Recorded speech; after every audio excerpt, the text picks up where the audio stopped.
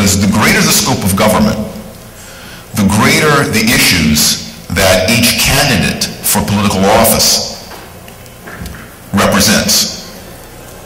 Just consider the last presidential election, Obama versus McCain. The war in Iraq, the war in Afghanistan, the war on drugs, a lot of wars, the war on poverty, health care, the environment, abortion, the proper philosophy for selecting judicial appointees. Literally tens of thousands of different issues that each candidate for an office, certainly for a national office, is a representative of. Now, some of these issues are more salient than others, some of them are highlighted more than others. But if you vote for Obama, you're voting for his position on abortion, the environment, you name it. You vote for McCain, you're voting for his position on all of these things. Now, compare this to shopping for groceries in a supermarket. Here, let me remind you, the ideal fairy tale view of democracy is that just as each individual gets to choose and gets what he or she wants when he or she chooses, and in a modern liberal society we respect that choice, so too when a society chooses, it may choose wisely, it may choose not, but it gets what it wants. That is the preference of the people. So let's say you walk into a supermarket and you see someone at the checkout counter or in the cashier line, and they have a grocery cart full of 15 or 16 items. You know, one of the amazing things about, I'll just take a footnote here, one of the amazing things about supermarkets, even the poorest American can walk into almost any supermarket, and almost every item in that supermarket is affordable. You know, you can't buy, almost no one can afford to buy every single item in the supermarket, but almost any one item is affordable. You can buy the milk, you can buy the cheese, you can buy the crackers, you can buy the dog food, you can buy the paper towels. And so you walk into a supermarket and you see someone with a basket full of 16 or 17 different items. You can be pretty darn sure that that person wants each of the items in that basket, in that cart, because that person chose to put those in his or her grocery cart. And you can be pretty darn sure that that person today, at that time, does not want any of the other items in the supermarket, because even though those other items are affordable, that person chose not to put them in the grocery cart. But let's say we bought groceries the same way we, I don't want to say buy politicians, let's say we choose groceries the same way we choose politicians. We don't do it in this individualized, bourgeois, old-fashioned way. We do it the progressive way, collectively. Right? So you walk into the supermarket and there are, say, 3 grocery carts. And so that's what you see. That's all you see. And they're pre-filled, and they have plexiglass around them. Right? And they're marked A, B, and C. Right? And so you get to choose which of those 3 carts you like best. So you look at cart A. Well, cart A has the pork chops. You like that. Right? It's got a bottle of wine. If you're like me, you really like that. Right? It's got dog food. I don't really have a dog. I don't want that. And it doesn't have paper towels. You know, I wanted paper towels, but okay. Let me look at cart B. It doesn't have the dog food. That's good. It's got diapers. I don't have a baby. Doesn't have the bottle of wine. It's got the pork chops. Let me look at cart C. Well, it's got the bottle of wine. That's good. It doesn't have the pork chops. There's the dog food again. And it's got, you know, window cleaner for, and I don't want that. But I have to choose. Well, so let's say I choose cart A. Now, in that case, you cannot, if you see me choose cart A, all you can conclude is that I prefer cart A over cart B and C. You cannot make any assumptions about what I prefer in cart A over cart B and cart C. It's surely the case, in fact, in the example I gave, it certainly is the case that I prefer some things in cart B and C that are not in cart A, and there are some things in cart A that I would prefer to do without, but I don't have the choice of doing without them. I'm choosing a bundle. And so some of the things that I like in that bundle I get, some of the things that I don't like, I get anyway. It's the same when we vote for a candidate. When a candidate wins elective office, that candidate, I think this is natural, that candidate assumes that voters like every position that that candidate staked out in the election. But it's almost certainly the case. I mean, the laws of probability here are overwhelming. It's almost certainly the case that some of that candidate's positions are opposed by a great majority of the people who voted for that candidate. They were just willing to take those positions in order to get the others that they prefer. And it's almost certainly the case that some of the positions that the other candidates who lost the election espoused, that the winning candidate did not espouse, or positions that the majority of the voters who voted for the winning candidate would prefer. And so in the end of the day, we can do exit polling and we can do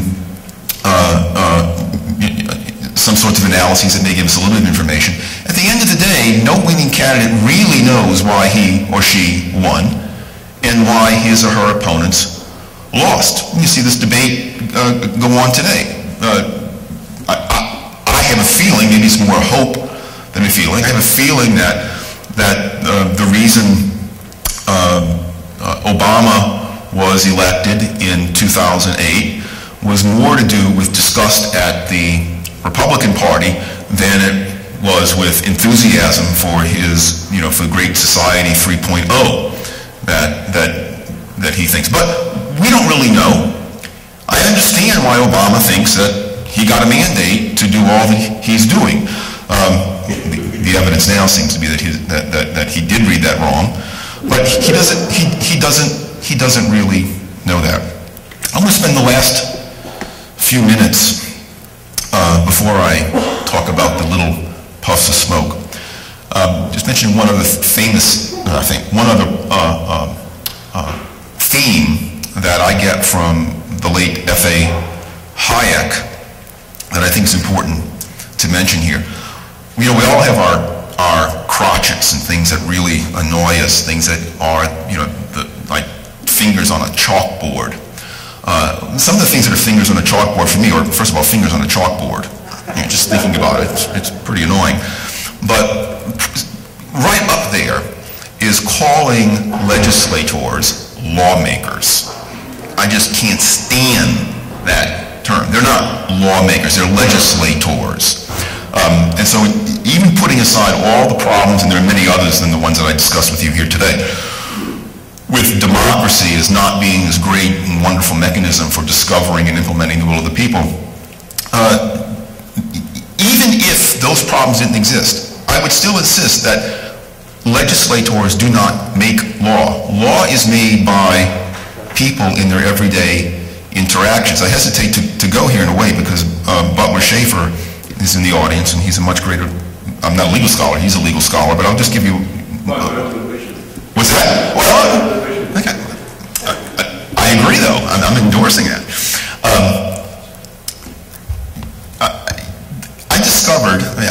I actually looked for it, but there are, in Massachusetts, for example, right? Massachusetts, it is a criminal misdemeanor to have sex with consensual sex with someone to whom you are not married. Right? You can get fined and thrown in prison. Right? Now, that's on the books, it's still in the books. Does anyone think that's the law? It's crazy. I mean, it's not the law. The law is social norms. That's where law ultimately comes from. You may like the social norms or not. That's not the issue here. But the law is not what legislators say. The law is what we each do in our everyday interactions. My favorite example of that is a system of property rights that most of us recognize and we probably don't think of as a system of property rights, but a system of property rights it is. I worked on college campuses for most of my adult life, and I know it exists in other contexts, but if a student or a faculty member walks into a cafeteria around noontime, it's crowded. And most people like to sit down when they eat, so what typically happens is people look around, and they'll see a long line to get food. Most tables are filled, but there'll be a few tables that have no one sitting at them, and nothing at the table. So you know how you reserve that table? You take your books. By the way, I'll read my book, Globalization, makes a great Christmas gift. Hanukkah, pets love it. Right? You take the book and you put it down on the table in front of the chair, or your book sack, some personal item, and then you go wait in line to get your food. When you come back, you fully expect that table place will be reserved for you. How many of you have done similar things? We do it all the time. Right? Now, someone can sit there. There's nothing written down anywhere that specifies this. I live in Virginia. I've actually checked. There's nothing written in the student handbook of George Mason, nothing written in the Virginia General Assembly Code, nothing. There are no court cases that establish this as a rule of law, but it is the law. People obey that law. And a lot of times I walk into a cafeteria wanting to sit down after I've gotten my food. I looked around, I see an empty chair, but I see a book by that chair, and I go, darn, it's taken. Right? It's not really taken, it's a book there. No one's sitting in it, but I know what it means. That's just an example of how law, one of many examples about how law develops from not what our legislators dictate from on high, but from our everyday interactions. And what I've learned from reading the likes of Friedrich Hayek and Bruno Leone, Professor Schaefer, is that law, this kind of spontaneously developed law, is far more robust and creative than the modern mind makes it out to be. We don't have to endure these imperfections with legislation in most cases, because we can rely upon law to bubble up from below rather than relying upon this system of voting and majority rule with all of its many imperfections that are literally unavoidable. Let me close with my little puffs of smoke story. It's a true story. Years ago, I knew, they're both dead now, I had two good friends, both of whom fought in World War II. One of them was named JB. And JB, both these were great guys, by the way. JB was always going to reunions of his B-29 fighter group. He was stationed in the Pacific. He was on the B-29, and he flew, he told me, I can't remember, several dozen bombing missions. He knew he was lucky. He was never hurt. He was a young man. It was an exciting time for him. And he was always going off to these reunions. And JB and I had another friend named Hugh. And Hugh was also in the military. He too was not injured, but he was in the infantry in France. Hugh never spoke about his experiences in World War II. Not once. He never went to any reunions, if there were any, of his comrades in World War II. And I once asked JB, and it was an innocent question, why are you always going off to these reunions? You love it. And Hugh, they're virtually the same age. Hugh was a couple of years younger than JB. Hugh never goes. And JB, he said, I know why. He says, Hugh was in the infantry. He saw people up close getting killed and dying. He said, for me, it was remarkably insightful and remarkable. He said, for me, he says, all I ever saw were little puffs of smoke.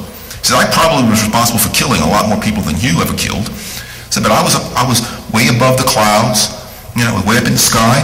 We'd drop a bomb, I'd look down, and poof, all the horror, the blood and gore was all hidden beneath these little puffs of smoke. So you don't get the human impact of it. He just saw little puffs of smoke. And so the war for him was a great experience. He wasn't injured, he was a young man. Let's go back and celebrate as often as we can. I have no idea if Hugh ever, I don't know what he saw, I just don't even talk about it. He may not have killed a single individual. But what I'm pretty sure of is he saw war up close and personal. Politics, particularly politics at the national level, is a lot like being a B-29 navigator, like my late friend JB.